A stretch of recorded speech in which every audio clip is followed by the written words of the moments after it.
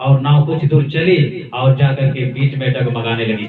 नाव जाकर के हिचकोले खाने लगी, नाव पानी से भरने लगी और आंधी बहुत जोर से उधर से आने लगा और नाव का होने लगा डूबने लगा, डूबने के कगार पर हो गया। तब देखने लगा वहाँ के कप्तान लोग, वहाँ के लोग जितने लोग थे सब कोई क्या करने लगे, अपने अपने दुहाई देने लगे, हे परमेश्वर, अपने अपने देवता को क्या करने लगे, वो लोग बुलाने लगे, हे हमारे देवता तो हमको बचा, हमको बचा लो, हमको बचा लो, हम डूब रहे हैं, हम हमारे जहाज में ये विपत्ति कैसे आई। फिर उसने कहा किया, तुरंत जाकर के वो लोग अपनी सहमति में कहा किया कि एक चिट्ठी डालो, अगर किसके नाम से चिट्ठी निकलता है वो ही गुनाहगार है। और सच में वो लोग कहा किया, चिट्ठी डाला, चिट्ठी डाला और कहा किया योना नबी के नाम से निकल गया। उसके बाद जब देखा योना नबी कहाँ है तो निचले वाला कोठरी में जाकर के सोया हुआ है और जहाज पानी से हिचकोला खा रहा है, डूबने के कगार में है। और वो जहाज डूबिए जाता अगर उस योना नबी को वो कप्तान नहीं देखता। तो जैसे कप्तान जाकर के देखता है कि योना नबी आराम से नींद में डूब चुका है और सो गया है, और सोने के बाद जब देखता है तब कप्तान बोलता है कि उठ, तुम क्या कर रहे हो इधर, चल इधर आओ। बोलता है कि मैं तो ऐसे सो गया था क्योंकि मैं जान रहा था कि मुझे लोग ढूंढेगा। लेकिन जब कप्तान बोला कि तुम्हारे नाम से चिट्ठी निकला है कि तुम ही गुनहगार हो सकते हो, कहां से आए हो, तुम्हारा कौन ईश्वर है, तुम किस जगह पे रहते हो, जल्दी तुम बताओ।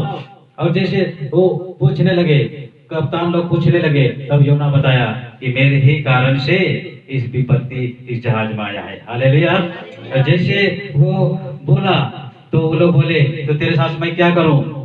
तब जाकर के योना बोलता है, मुझे इस जहाज से नीचे समुद्र में फेंक दो, ताकि मैं जानता हूं कि परमेश्वर की बात मैं नहीं सुना था, मैं प्रार्थना मैं नहीं किया, मतलब कि मैं प्रार्थना में नहीं गया जो कि हमको बताया गया था कि निनवे नगर में जाके तुम ये काम करो, प्रार्थना के काम करो, गवाही दो और क्या करो कि दूसरों को बताओ कि निनवे नगर नाश होने वाला है।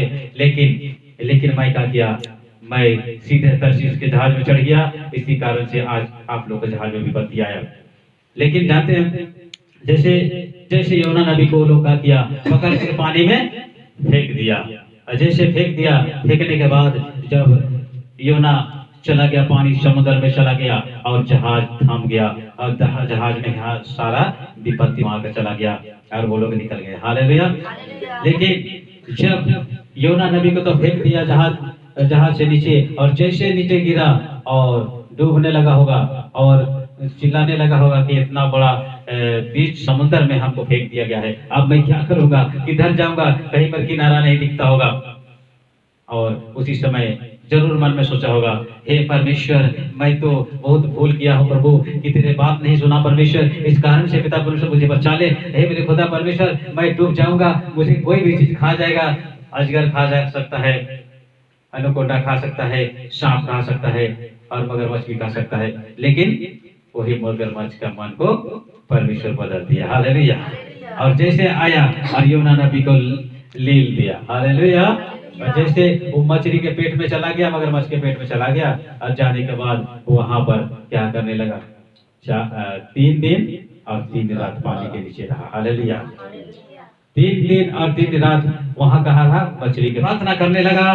तो जानते हैं योना नबी को फिर क्या किया मगरमच्छ अपने स्थल में जाकर के उसको उगल दिया। हालेलुया। और वो प्रार्थना के द्वारा बच गया। आज परमेश्वर के वचन हमको बताता है रोमियो के 12:12 में, क्या करो तुम, आशा में आनंदित रहो और कनिष्ठ में स्थिर रहो और प्रार्थना में नित्य लगे रहो। हालेलुया। अगर आप प्रार्थना करेंगे, आप अपने घर में प्रार्थना करेंगे, घुटना टेक के प्रार्थना करेंगे, हर समय आप प्रार्थना में लगे रहेंगे, तो सारी विपत्ति वो देख करके और दूर चला जाएगा। हालेलुया। इसलिए प्रार्थना करें मेरे प्रियो, प्रार्थना में बहुत ताकत है। यरीहो का दीवार धराशायी हो गया, हालेलुया, गिर गया और तहस नहस हो गया। यरीहो का दीवार कितना चौड़ा था जानते हैं, 4 रात वहां पर चल सकता था, 4 रात दीवार के ऊपर दौड़ता लेकिन भी नहीं गिरता, इतना चौड़ा था उसका दीवार, यरीहो का दीवार। लेकिन परमेश्वर की समझ, परमेश्वर के भक्त की प्रार्थना, परमेश्वर के लोगों की प्रार्थना को सुन के पिता परमेश्वर का किया, उस यरीहो का दीवार 7 चक्कर घूमते ही गिर के धारा सही हो गया। हालेलुया। आज प्रार्थना में बहुत ताकत है, हमें प्रार्थना करने की जरूरत है।